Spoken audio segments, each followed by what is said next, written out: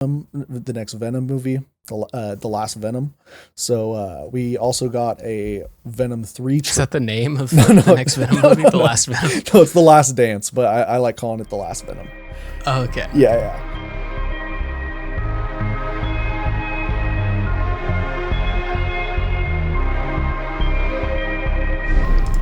Hello and welcome back to another edition of the Variant Cast. I am, of course, joined by the only man who knows that today is Batman Day, and will tell you so. He is having a party later tonight, which I will not be attending because I wasn't invited.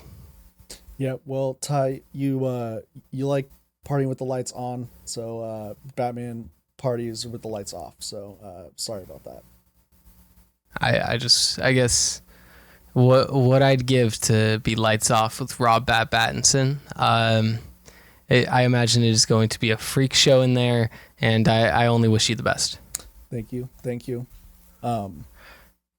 Glad to be here. Just got back from vacation. If you call vacation walking 17,000 steps a day. I didn't walk it every single day, but one of the days I did walk 17,000 steps, and my legs are still feeling that. Yeah, that's understandable. Was there many stairs involved, or was this mainly lateral? It was a lot of hills, and not necessarily stairs, but yeah, a lot of hills. A lot of hills. Well, we got a lot of media hills to climb today, so I hope you're not too sore, as we're going to be jumping all around different topics and such, mainly going into some of the new movies coming out. I went and saw Beetlejuice recently. You saw the new M. Night Shyamalan movie. What is it called? Trap. Yep. Every time I hear the title, I just think of the Save That Money lyrics when Rich Homie Quan's like trap in the background. R.I.P. Yeah. R.I.P. Rich Homie Quan. Yeah. Take one break from the podcast and that happens. Rest in peace. Rest in peace, Rich Homie Quan. One of the GOATs, as we will also be getting into a few things in regards to the Marvel universe, with Agatha coming out. There's 2 episodes of that. Honestly, pleasantly surprised. Trent hasn't seen it, so we're going to be doing a spoiler-free kind of recap run through, and then there'll be a little bumper towards the end of the show with some reality TV challenge stuff. If you're interested and you're listening to the audio side of things, you can stay on for that. Video side of things, make sure to go to our other channel if you want to actually catch the content that it will be there. It's Votes on Me, and we can link that if you're interested in, like, it's mainly like competition reality that we'll be doing. When the new seasons of Traitors comes out, we'll be doing that, as well as like the challenges, the main one right now. So without further ado, I say let's go ahead and just get into some overall news. That's probably the best jumping off point.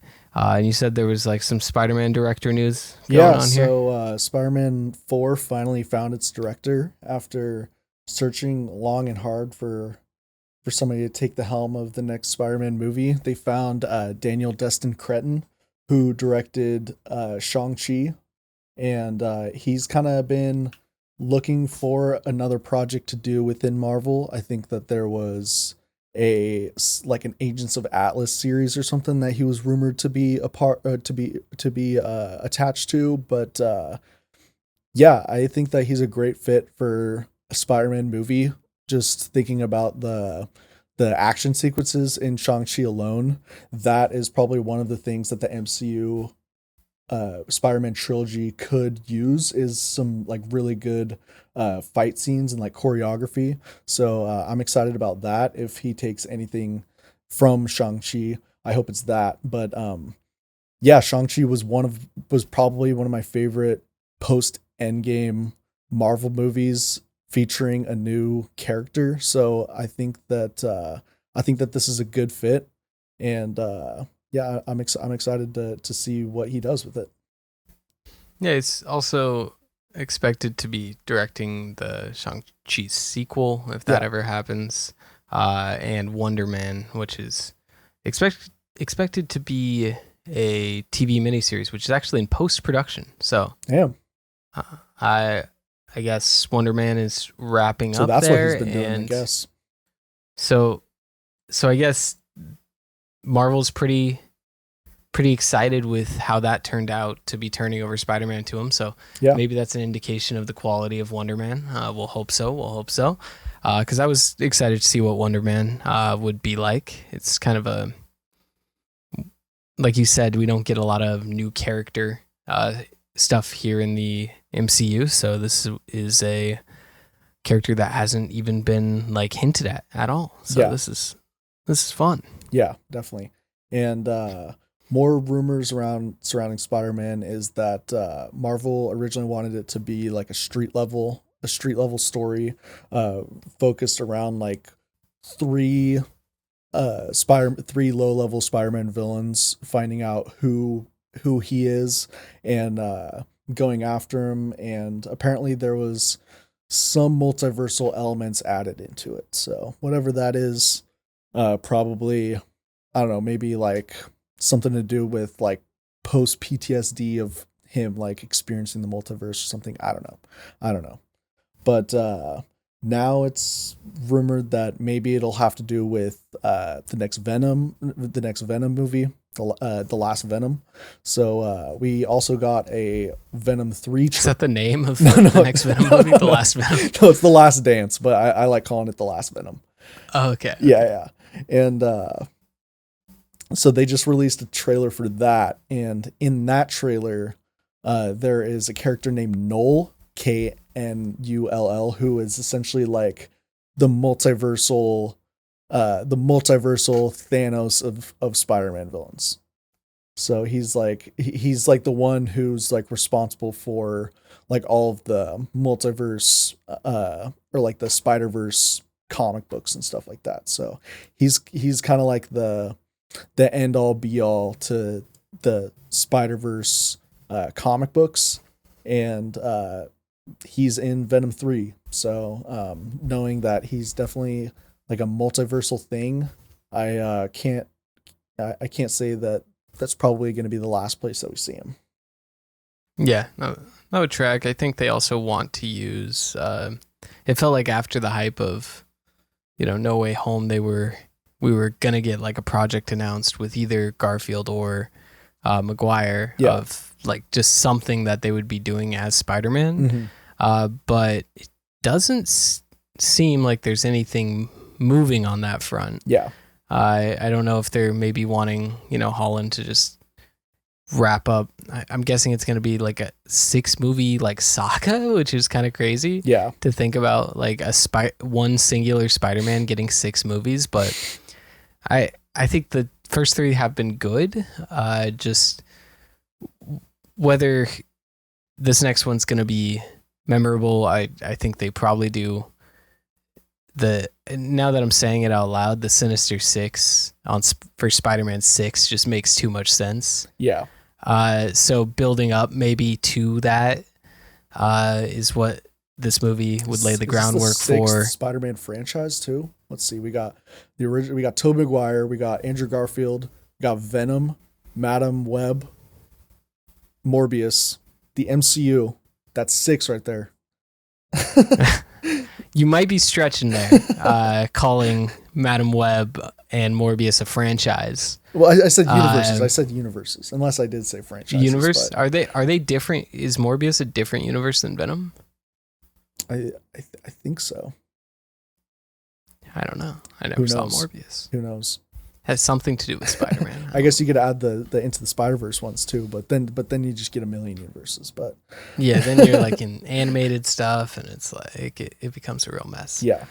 But I'm excited. I think that's a good choice of director. It is kind of interesting seeing. I think Sam Raimi did say he would do this. He also said he would do the Avengers movies because like who wouldn't? He likes money, as most people do. It is interesting that he's like so publicly like, I want to do another Marvel movie. Like, I think a lot of people kind of assumed that um, Multiverse of Madness was like kind of meddled with producer wise, and that he probably wouldn't have the highest, regard of Marvel, as big name directors tend to not enjoy. But I think it's definitely maybe something to be said about either him as a director, because he did have problems with the way Sony meddled in Spider-Man 3. Doesn't seem to have those issues anymore. Maybe he's just like, it's a nature of the industry, or maybe Marvel's not nearly as bad as we all assume when it comes to like studio interference. Yeah. Yeah. Sebastian Stan yesterday said to the press, Kevin Feige is the selfless man on the planet. which is just hilarious. Sebastian Stan is he's a big Marvel guy. I heard him say something about just like how they get too much hate, which they do. It's popular to hate on him. Like, I think our most watched reel is us hating on the Marvels. Yeah. It's just like, if we fed into that, we probably would get more views. But people like to dunk on Marvel, and maybe it was because it was like the movie franchise for a lot of kids now, their upbringing. It was just years and years of Marvel is like the superhero movie. So maybe there's like a bit of retroactive like kind of backlash to that. I think I'm not saying that all the movies are good, especially as of recent. They've been very iffy, and there is legitimate criticisms. But in terms of the popularity around it, there is a huge market for just hating on Marvel at this point. Yeah. And I think they recognize that, and I think they're going to kind of try to zig. But I don't see that changing necessarily. I think that Marvel is kind of in the niche of young millennials, older Gen Z like Marvel, while younger Gen Z seems to kind of reject the MCU. But I guess we'll see as those voices get louder with the people that kind of were super young growing up with Spider-Man and all that. So but yeah, Sebastian Stan, big Marvel guy. I am kind of surprised that I don't think he's ever gonna get his own like series or something, or maybe he will. Apparently, he is the lead of the Thunderbolts. They came out and said that Sebastian is essentially the lead of the Thunderbolts. And then David Harbour also said something that was pretty interesting, which is the asterisks of Thunderbolts came from a recommendation of one of the cast members. So instead of like the studio putting like the Dark Avengers instead of the Thunderbolts, whatever it's going to be, apparently it was somebody on the cast that was like, what if it was this instead of Thunderbolts, which would probably lean more towards Sebastian Stan. Yeah, I was thinking, but I think they would say, wouldn't they? I feel like they'd almost say it was Sebastian Stan. Yeah, he said that was as much as he could say without getting in trouble. So right. So, that's interesting. I've heard that the asterisk might be like something with the new Avengers or whatnot, but I think the Thunderbolts is definitely a setup for the next Avengers movie. I think we will get a lot of answers about like who's on the Avengers, what the Avengers team is actually in universe in the Thunderbolts. So I definitely am looking forward to that one. I think just in terms of like MCU world building, that's probably the biggest project coming out in the near future. Yeah, I'd also love to see a West Coast Avengers be mentioned or formed in that movie or something too. I'd love to see that. The concept of regional teams would be like fun to touch upon. Yeah. Along with like the idea of like just like more street level stuff. Mm-hmm. You don't even have to show all of it, but just like acknowledge that it's happening. You could even do like a web comic series or something silly, just to kind of set that kind of stuff up. I think would be really fun. Yeah. I think you should just bring in the Hulu shows. I know there's not like a big audience like clamoring like the Netflix shows. But like the Runaways could be part of like a West Coast Avengers team, Cloak and Dagger as well. They were always vaguely in the MCU, but this would be, I think, something that would make sense. Although I think a lot of those actors have kind of aged out of those roles, so maybe it's not something that could happen anymore. Yeah. But recasting Cloak and Dagger and the Runaways, I think, would be at least interesting. Yeah, and that I feel like those, even if they did reboot those shows into the MCU, like when they have teams like the X-Men and stuff, like the Runaways would probably hit in like 5 years. Yeah, for sure. And I think they have to have a roadmap. They definitely retooled after kind of, I would say Quantumania was really the tipping point, but also the allegations and the Kang recast and all of that, they were like kind of forced to reshuffle. Yeah. So I think the general public had a much better idea of what the plan was. But now I think it's kind of up in the air. Yeah. So we'll see what comes out of it. What is coming out of it currently is Agatha in Agatha All Along, I think it's called. Yep. I remember there's a bunch of different titles for this. And it wasn't the most hyped project coming out, but I was excited for it because I assumed it would get more into the witchy side of the MCU, which is an interesting side of the MCU. Mm-hmm. It starts off very similar to WandaVision, as in it's like a TV show kind of spoof thing going on in the first episode, but it's done really well. And even though there's some like corny lines, it's kind of a wink and the nod to the camera because they are doing like a spoof of a show, and it kind of lays the groundwork. I think Agatha as the main character is likable enough that you're like almost rooting for her. That's the big thing with like an anti-hero, is if you're just an unlikable anti-hero the entire way through, it can be a little grating. But I think she is well over that line of being likable, and there's really should have had the IMDb up so I could say like actors' names here. I guess he doesn't have a name in the show. They just call him Teen.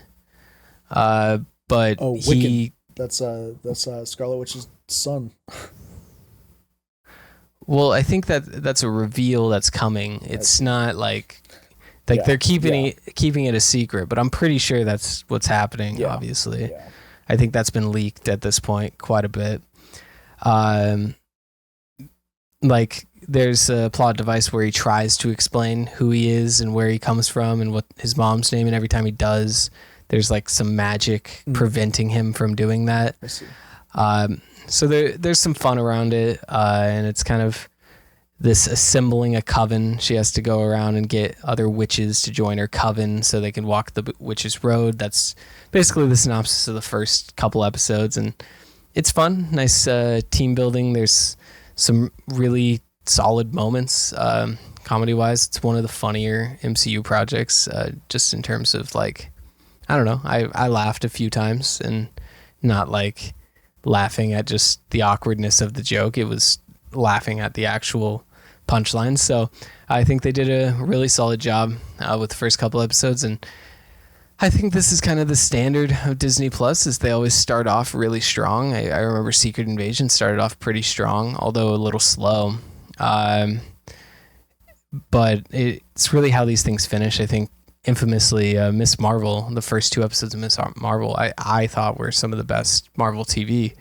And then it took an absolute nosedive around episode 4. Yeah. And that's just, I don't know if it's harder to tell stories like this in, a 6-hour, 7-hour span.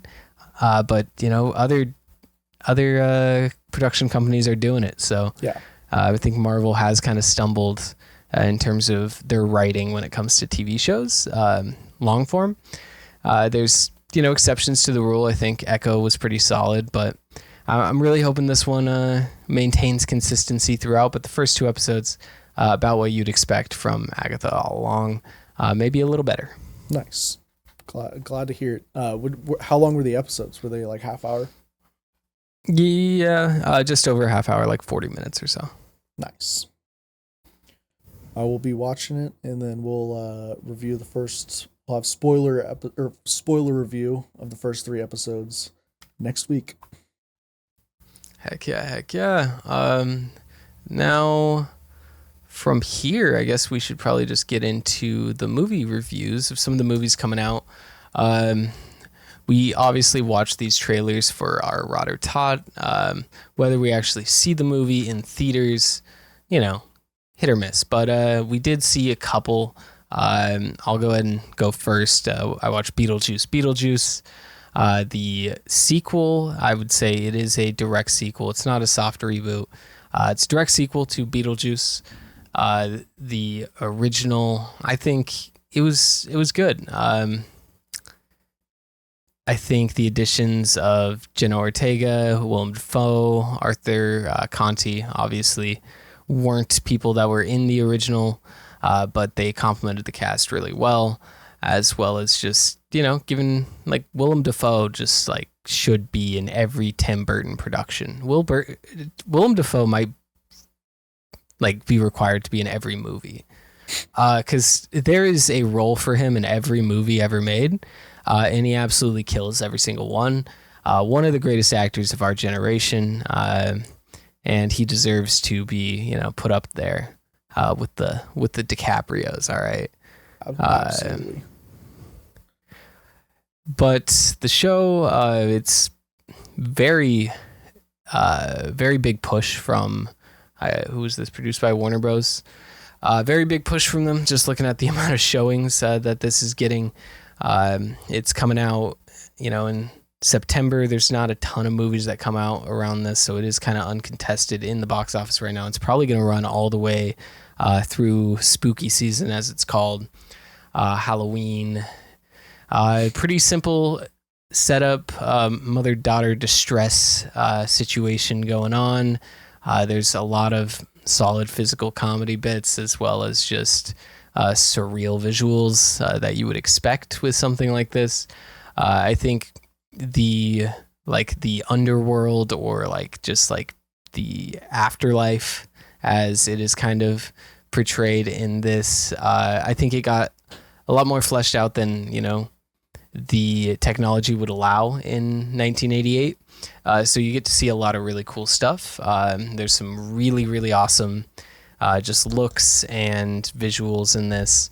I think Tim Burton really, really did a good job. There's, some kind of, I would say if there's any issues with the movie, which obviously there are, it's not a flawless movie by any means, it would probably be in the writing. And a lot of the writing, I think it just suffers from, I don't know if Tim Burton writes real people. I just don't know if he does. So even though this is based in the real world, and there's some characters that are oh, I don't believe in ghosts and stuff, there's a lot of just unreal people, the way they talk. Yeah. And I find it funny.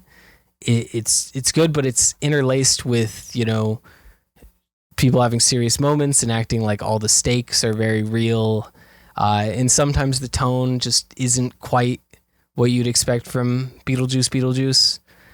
Just in certain scenes, I would say mainly the emotional scenes, and just the way some people talk, in particular, the fiance of Lydia in this, he's his name's Rory, I think. Yeah, looking at that, Rory, and he's meant to be kind of a piece of shit. He's meant to be the emotionally intelligent male that's actually just an extreme manipulator, conniving, but he's sometimes just a little bit too on the nose, to the point where you're okay, is Lydia stupid? Like, I don't really understand why she's going along or why she's agreeing to marry this man. Yeah.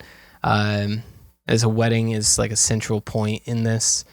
But overall, it was never boring. It was entertaining start to finish. It was less than 2 hours, so turn up for my less than 2 hour supporters of movies. I think overall, like it is something I would watch again around this time, and I think it will probably be remembered pretty fondly. I would say, like kids watching this, a lot of kids watching this have never seen anything like this. Mm. So this is going to be like this will be like the Tim Burton kind of introduction to a lot of kids. Yeah. A lot of Gen Z will be Beetlejuice, and I think it does a good job at that. It's very Tim Burton. So yeah, I'd give it like a Tim Burton out of 10. Nice. Speaking of people who don't really know how to write real people as characters, we'll be talking about the new M. Night Shyamalan movie. So, Trap, the new M. Night Shyamalan movie just came out, and we watched this trailer too with on our last Rotter Tots, and it was the movie, if you remember, where it was about a dad at a concert, and the whole synopsis is that this concert event was set up to catch this like serial killer, and so the serial killer like left this ticket at the scene of a crime, like a ticket to this show, so they knew that they were going to be there. So it was a concert for like his daughter, so he took his daughter to this concert, and pretty early on you realize that like this dude is the one who they're looking for. So the whole movie is like, how does he escape this event or anything? And it's a really solid movie, probably my favorite M. Night Shyamalan movie.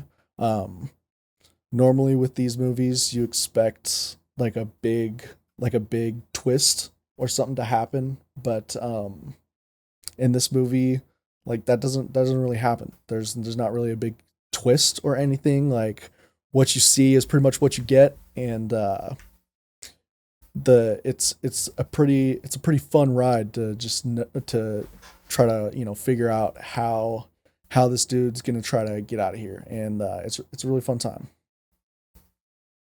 Nice. Yeah, I think the M. Night Shyamalan did paint himself into a corner of all of his movies having twists, but it's kind of nice to see that this one, it's like the twist isn't really the central point of the film. Like I imagine you find out, like you said, find out pretty early that he's the killer, and then it's more about, is he like kind of the protagonist of the movie? Yeah, it definitely follows him.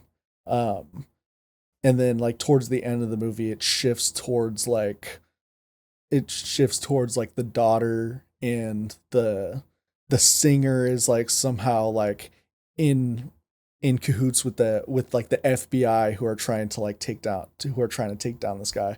And so that's what I meant by some of the writing is just a little bit iffy. Like the characters sometimes just make just wild decisions that like a normal person would never make. And then like on top of that, like this whole event was set up to catch this dude, but somehow like the singer at the concert just knows like every little detail about the case and like everything about it. And so like it was all just really funny, but it does like add to like the height of like anxiety and panic that this dude has to go through. So I think it works well, and it comes in at about 2 hours, or I guess it's an hour and 45 minutes. So it's a nice smooth watch, and yeah, I highly recommend it. Nice. Yeah, I always for the under 2 hour movies, especially like kind of suspense thriller that's going on there. I've watched pretty much all of M Night's recent films. Knock at the Cabin, Old. So I think I'll definitely be giving this one a watch, and glad to hear he made a good movie from the sounds of it. It sounds like people are enjoying this one. So Yeah. nice job, M Night. Back on the top of the world. I heard he was actually in talks for some MCU stuff, right? Yeah, they apparently want him to do an X-Men event. So you can imagine the twists and turns that could happen in Professor X's school for gifted youngsters, and I I thought that would be wild. I wouldn't know what to expect with that. I think he would put out something decent. I don't know if he'd do it because he probably wouldn't get like the creative control that he'd be wanting. Yeah. So, you know.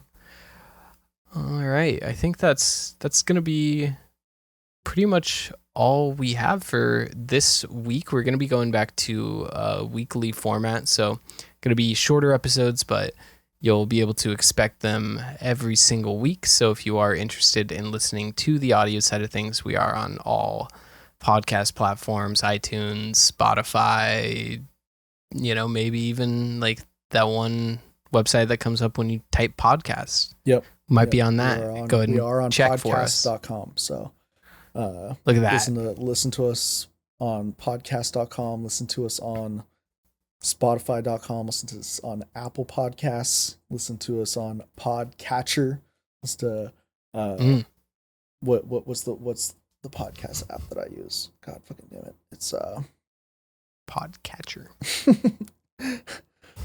I don't know. I can't think of it right now, but all of them. Just make sure to get on Podcatcher and give us a 5-star or thumbs up or whatever they do on Podcatcher and report back. But otherwise, if you could just leave a comment on the YouTube video or subscribe to the YouTube channel, we are trying to get that YouTube side of things going. So we would appreciate all the love there. Or if you just have anything you'd like us to talk about, we're always looking for new content ideas and ideas in general. Or if you just want me to cut my hair, I probably won't, but feel free to tell me in the comment section below. Yep. Do that. Tell Ty to cut his hair. I'm not going to do it. No. I'll kill you. And I'm going to go ahead and kill this episode as we get out of here. Thank you all for watching, and we'll see you next time. Deuces.